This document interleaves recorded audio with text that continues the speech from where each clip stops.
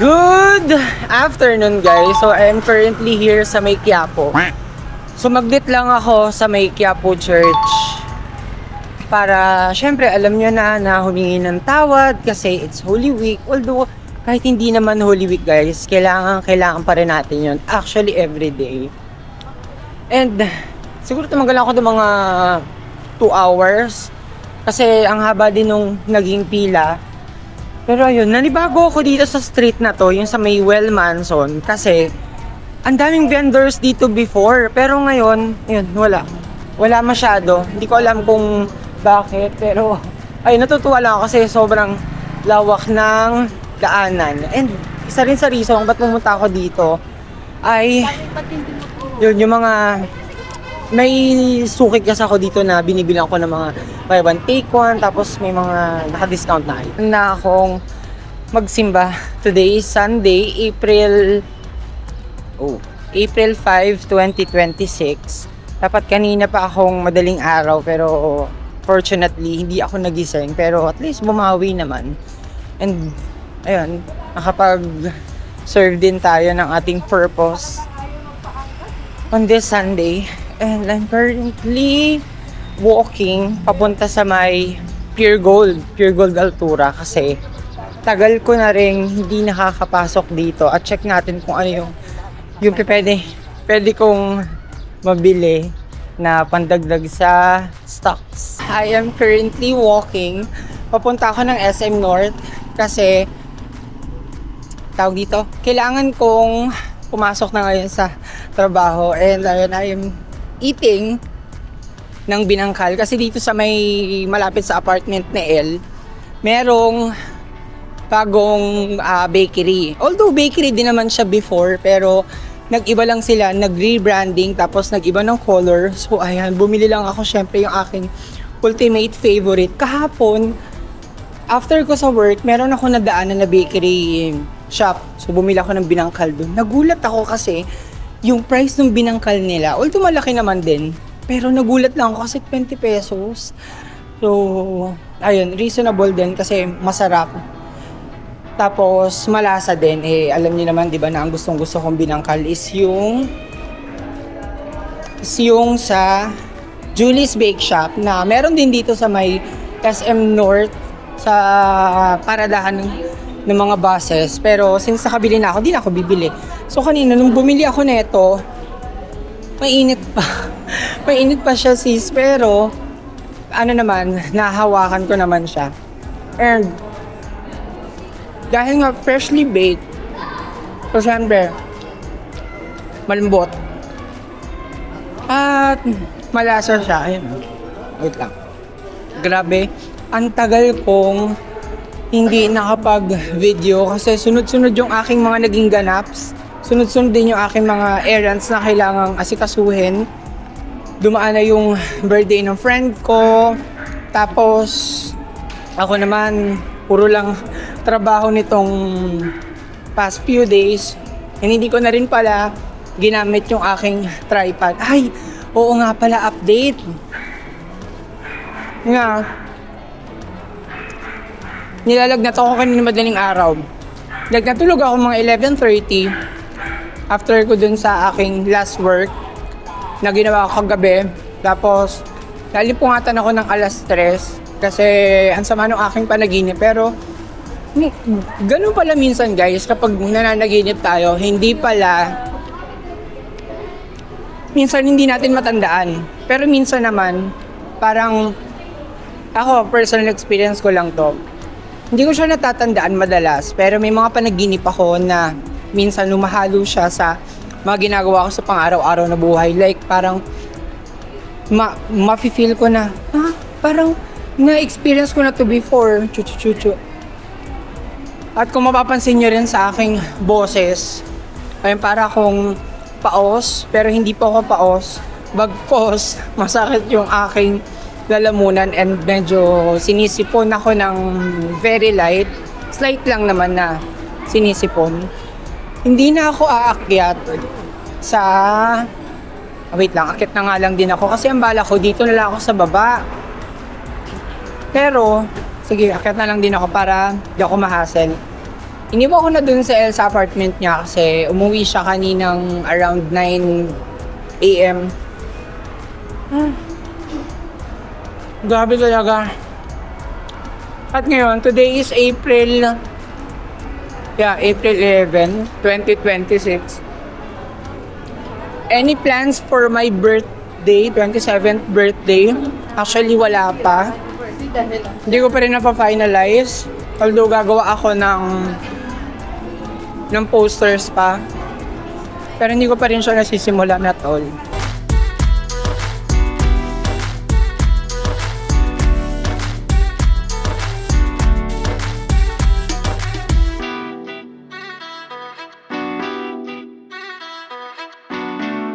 Yun, tumagos na ako dito sa loob ng SM North kasi dito rin naman ako lalabas. At, ayun, saktong-sakto, nakita na namin ito kahapon ni El kasi dapat kakain kami dito sa SM pero napagdesisyon na namin na, wait lang, kailangan ko na mag-shades kasi mainit na. Napagdesisyon na namin kahapon na magluto na lang sa kanya, nag-grocery kami, tapos nagluto na lang kami dun sa kanyang apartment. So, ang niluto namin kahapon, ano ba to? Hindi ko pa mabuksan yung door. Ang niluto namin kahapon, nag-chop suey, tapos nagluto si El ng pad krapaw. So, ayan, grabe guys, sobrang init na ngayon. Pero, shower lang ang katapat niya. Nakakailang beses ako maligo sa isang araw kasi yung init ba ng panahon, nililesen ko na nga yung paggamit ko ng AC kasi syempre mataas ang bilihin ngayon. I think wala ng 1,300 na price ng gasol. So naglalaro na siya sa 1,500. Yung update sa akin ni Mami 1,500 to 1,550 ata. Pero I'm not sure. Hindi pa naman kami nauubusan ng gas. So malalaman ko lang yung current price ng isang tangke ng gasol kapag naubos yung gasol ko sa bahay. And kapag nagpabili na ako kay Mami, ay na ba sinasabi ko, merong tournament ata yun or event ng pickleball.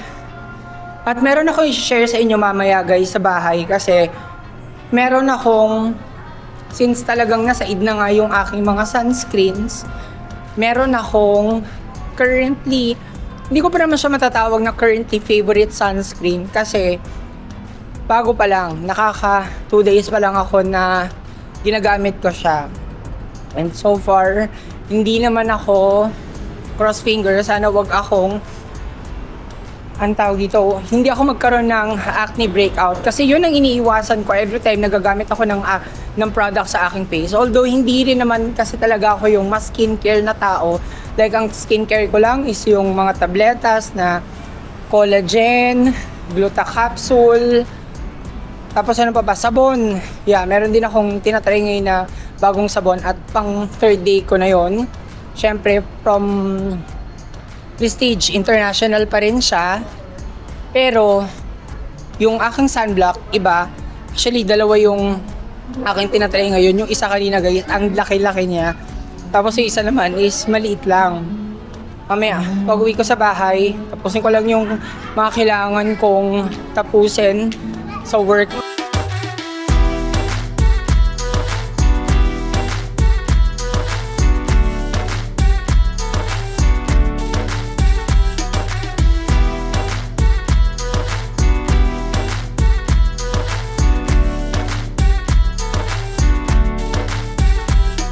Done! Para sa aking unang work for today. At mamaya pa naman yung aking next na ganap, which is mga around 5 PM pa siya. So, alam nyo naman, hindi talaga pwedeng mawala, I think, sa kada video or siguro wait lang, bibigyan ko yung aking dila. Siguro ang tawag dito, nasa dulo ng dila ko na hindi ako magpapakita ng mga pinag-groceryhan ko na alam niyo na asa trentahin, grocery na talaga ang nagpapasaya sa akin at hindi lang basta-basta grocery guys, kung hindi yung mga nakasale na items, sa mga buy one take ones. So unahin ko na dito para maibigay ko na rin sa kanila etong Cadbury na dairy milk, ayan. Kasi naka 50% off to. So, 106 pesos na lang siya na almost 200 pesos ang isa. Ayun, bumili na rin ako. Ang kanyang expiration date ay May 1, 2026. So, ano pa lang naman ngayon? April 11. So, matagal-tagal pa ito makukonsumin. Reason kung bakit 3 lang yung aking binili para hindi ako yung mag-overspend at hindi rin siya masira. Kasi chocolates to, masakit na nga ilalamunan ko tapos sasalpakan ko pa ng yung tsokolate, di ano na mangyari, so lalala siya. At dahil nga nakita ko ta sa counter, kumuha na rin ako ng booklet.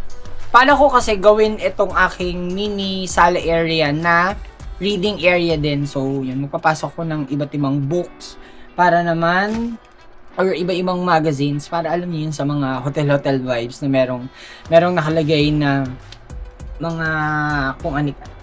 Okay. Wait lang. So, pumili din ako ng bread pan.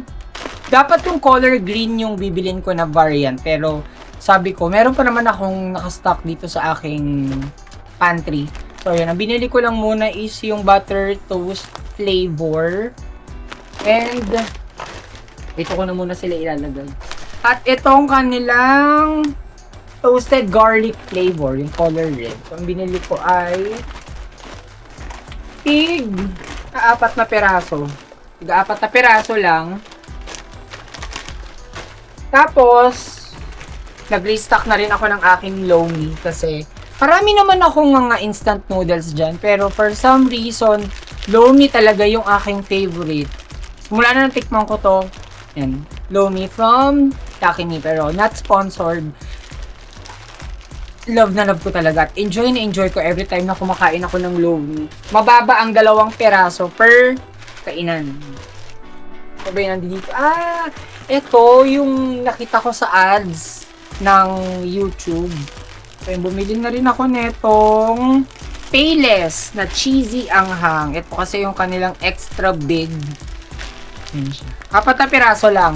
Gusto ko muna kasi yung tikman. Ganun ako eh. Hindi ako bumibili ng marami unless hindi ko pa siya natitikman. Gaya nitong Lomi. Nung una akong nakita yan dun sa grocery store, bumili muna ako ng 4 na piraso. Tapos nung nagustuhan ko, yan, ginawa kong 6, ginawa kong 12. At, ayun. So, 4 na piraso lang muna. So, let's give it a try kung masarap nga ba tong Payless. Actually, yung kanilang extra, yung chili mansi, tapos yung kanilang original flavor, tapos yung calamansi flavor, masarap din for my taste buds. At, bumili na rin ako netong, dahil nga madalas ako nag-uulam ngayon ng talong, kasi mura lang yung kilo ng talong, laging bumibili si mami. At nakakalimutan niyang bumili ng calamansi, kaya ang binili ko na lang is itong Marca Piña calamansi soy sauce. Ayan, 3 peraso. And then, mahilig din ako kumain ng mga daing, ng mga tinapa, ng mga tuyo, ng mga dilis, ng mga fried squid. So, ayan. Bumili na rin ako ng suka, just in case. Tinanong ako kanina ni ate, sabi niya, saan ko yan ilalagay? Sir, medyo marami-rami yung aking pinamili. Sabi ko, meron kayo eco bag. Actually, ang dami ko ng ganitong eco bag from Fisher Mall. Gustong gusto ko to guys. Kasi sobrang reusable niya. Hindi ko lang ito nagagamit sa pang-grocery. Nagagamit ko rin siya kapag namamalengke, pag nagpupunta ka ng wet market. Tapos ang convenient lang. Ginagamit ko rin to actually sa aking mga pinapa-laundry pala, what I mean. Sa aking mga pinapa-laundry na damit, nilalagay ko rin dito kasi sobrang kasyang-kasya na siya. So yun, sobrang reusable. Sobrang affordable lang din naman niya. I think around 60 pesos yung isang ganitong eco bag. Ano ba yung aking pinamili here? Ayan. Gusto ko lang, hindi ko alam kung paano tubig kasi ni. Ayan. Ang flavor is chestnut. So, 2 peraso. Titikman ko kung masarap. Tapos, babalik ako ulit doon. Hindi today. Maybe some other time. Kung meron pa. Pero, nung kanina, parang ilang piraso na lang ata. Yung parang 8 sets na lang or 7 sets na lang yun nandoon. Ito buy one take one. Ano po buy one? Meron din silang buy one take one na sabon. Ito yung kanyang brand, Dettol. maglalagay na ako ng, I think, ano ba? Yan kasi yung binili ko 6. Yan. 6 na Dettol.